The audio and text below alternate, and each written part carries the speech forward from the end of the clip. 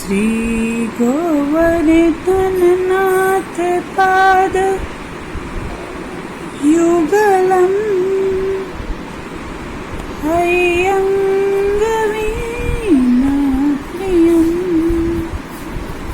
नित्यं श्रीमथुराधिपं सुखकरम् श्रीविठ्ठलेशं मुदा। नमो नमः। आज हम अभिज्ञान शाकुंतलम, जो कि महाकवि कालिदास द्वारा प्रणीत है, उसका संक्षिप्त परिचय पढ़ेंगे। तो अभिज्ञान शाकुंतलम बुक का चतुर्थ अंक हमारे कॉलेज व्याख्याता परीक्षा में आने वाला है, तो हम एक बार इसका संक्षिप्त परिचय पढ़ लेते हैं, उसके बाद इसका विस्तृत अध्ययन प्रारंभ करेंगे। अभिज्ञान शाकुंतलम कालिदास की ही नहीं अपितु विश्व साहित्य की अनुपम कृति है। काव्येषु नाटकम रम्यम तत्र रम्या शकुंतला, तथापि च चतुर्थो अंकः तत्र श्लोक चतुष्टयम्। कालिदास सर्वस्वम अभिज्ञान शाकुंतलम। ये सुक्तियां कालिदास के नाटक की महत्ता को प्रतिपादित करती है। इस नाटक के 7 अंकों में पुरुवंशी राजा दुष्यंत तथा महर्षि कर्ण की पालिता पुत्री शकुंतला की प्रणय वियोग तथा पुनः मिलन की कथा वर्णित है। इसकी कथा वस्तु महाभारत के आदि पर्व में वर्णित शकुंतलोपाख्यान से ली गई है, किंतु कवि ने अपनी नवोन्मेष शालिनी प्रतिभा से इसे सरस और गरिमामय बनाकर प्रस्तुत किया है। इसकी कथा वस्तु राजा द्वारा शकुंतला को दिए गए अभिदान का अर्थ होता है पहचान, अंगूठी के आसपास चक्कर काटती है। इसलिए कवि ने इसका शीर्षक अभिज्ञान शाकुंतलम दिया है। इसका संक्षेप कथानक निम्नलिखित है। प्रथम अंक। राजा दुष्यंत अपने राज्य से शिकार खेलने के लिए वन में जाते हैं। वन में वह कण्व ऋषि के आश्रम में प्रवेश कर शकुंतला से मिलते हैं। राजा अपना परिचय देते हैं और अपने को धर्माधिकारी बताते हैं। वह ब्रह्मर्षि शकुंतला की रक्षा करते हैं और उसके विषय में संपूर्ण जानकारी प्राप्त कर लेते हैं कि शकुंतला विश्वामित्र और मेनका की पुत्री है एवं कण्व द्वारा पालित पोषिता है। दुष्यंत और शकुंतला एक दूसरे के प्रति आकर्षित होते हैं एवं एक दूसरे के गुणों को पसंद करते हैं। द्वितीय अंक में राजा दुष्यंत विदूषक माधवी से शकुंतला के विषय में बात करते हैं और उसके प्रति अपने अनन्य प्रेम को प्रकट करते हैं। वह विदूषक सहित सेना को वापस राजधानी लौटा देते हैं। तृतीय अंक में शकुंतला दुष्यंत के प्रति आसक्त हो जाती है, इसी कारण अस्वस्थ भी हो जाती है।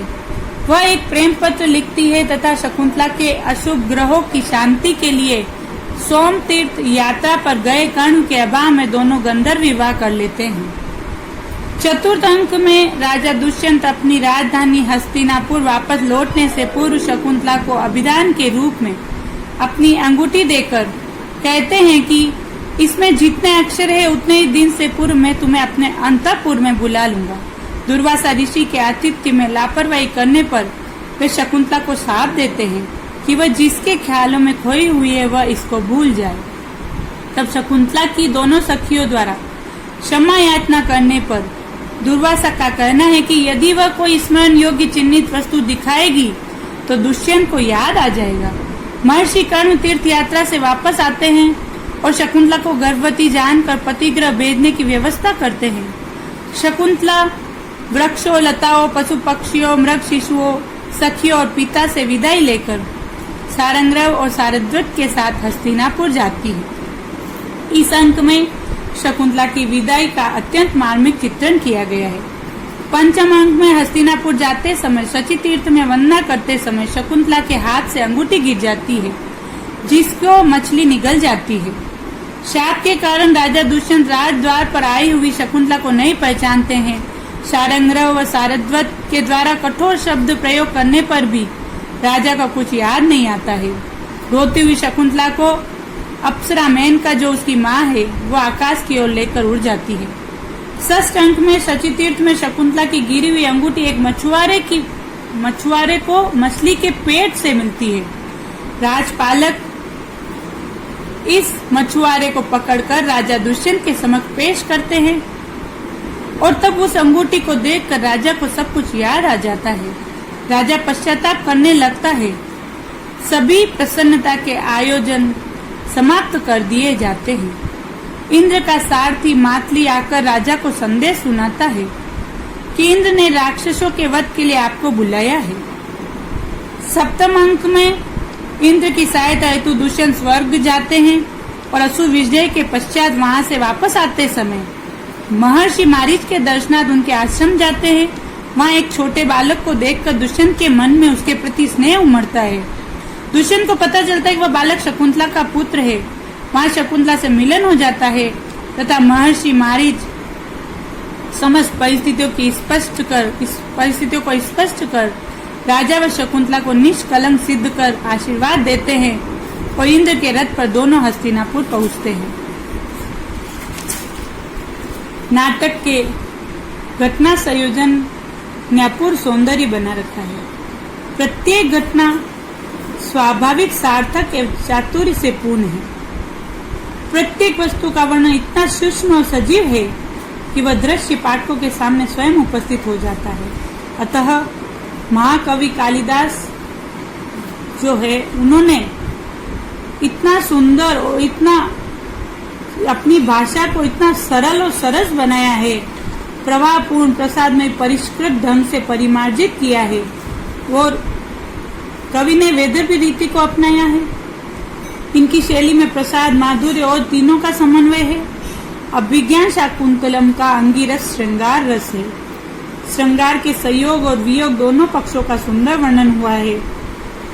अतः कालिदास उपमा के लिए भी बहुत प्रसिद्ध है, तो उनकी ये उक्ति भी प्रसिद्ध है। उपमा कालिदासस्य बार्वेर्थ गौरवम दंडिनः पद लालित्यम मागे संति त्रयो गुण।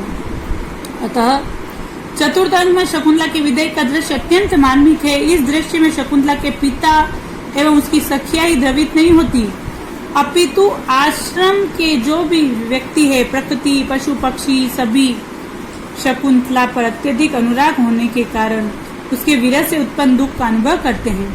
इसी कारण चतुर्थ अंक को सर्वश्रेष्ठ अंक माना गया है। चतुर्थ अंक में भी विद्वान ने 4 श्लोक सर्वश्रेष्ठ माने हैं। ये चारों ही कण्व ऋषि द्वारा अपनी पालिता पुत्री शकुंतला की विदाई पर कहे गए हैं। कौन कौन से 4 श्लोक है? पहला है यास्यस्ति अद्य शकुंतलेति हृदयं